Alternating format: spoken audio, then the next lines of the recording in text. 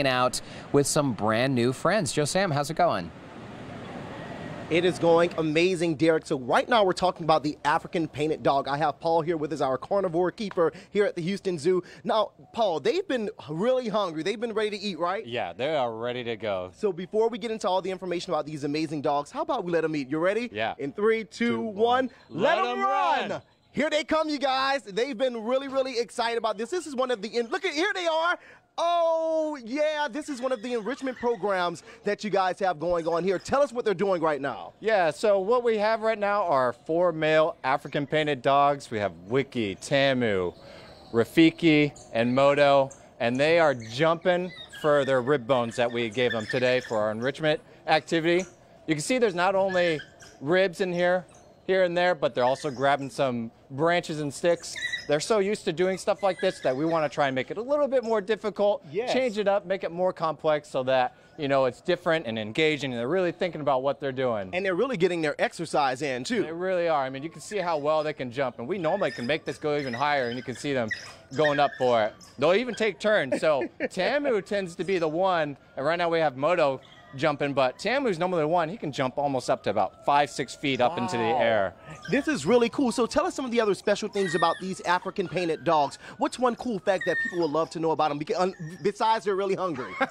So yeah, I mean, you can hear them right now. All those vocalizations, they're like chirps. This is how they communicate, how they can work together just to be able to take down some prey. So it's really awesome to see that in a zoo setting, which is something they would do out in the wild. And I know you're excited about celebrating 100 years here at the zoo, especially being able to take care of these amazing African painted dogs along with all the other great animals here. We sure are. We're so happy to have 100 years here, and we're looking forward to tomorrow where we're doing our birthday thing. Absolutely. This was really exciting. Paul, thanks for all of that amazing information. A lot of enrichment programs they have here, not only for the African painted dogs, but for a lot of the other animals too, and you'll be able to learn that about it when you come here to the Houston Zoo celebrating 100 years. Derek and Child, we're going to go and check them out as they continue to eat their ribs. Ooh. Okay, Joe, that sounds good. It's so interesting watching them play and run around, Joe. Thanks so much for that. Moving now from African painted dogs to an animal that is native to Australia, Chow. Oh, that is so cool. Zookeeper Natalie Jones back with Amy and Megan for some dogs that are dogs, but dingoes, right? Yeah, so this is Mawson and Tingora. They are our dingoes. So they're kind of like Australian wild dogs in the same way that painted dogs are like African wild dogs. So they do have a bit different tendencies than regular dogs. Our Australian dingoes can actually turn their heads way further. So they can almost turn all the way around and look behind them. Oh my gosh. They can also open up their jaw way further. So Mawson is our lighter colored dingo, and he can actually open his jaw wide enough to fit Ting's whole head in his mouth when they're playing. Oh dear. Okay, well, that is really something. And what's interesting, Natalie, about these dingoes is if I saw someone just walking these down the street, I would assume they're just regular dogs. Yeah, Right. Can you domesticate them? So they're not really domesticated. Occasionally in Australia, they do breed with like domestic dogs, and people kind of keep the like half and half. They do have several different tendencies than dogs. They're a little more destructive, so we don't always recommend keeping them in your house because they do like to destroy things. Our dingoes dig holes like constantly. We fill them in almost every day.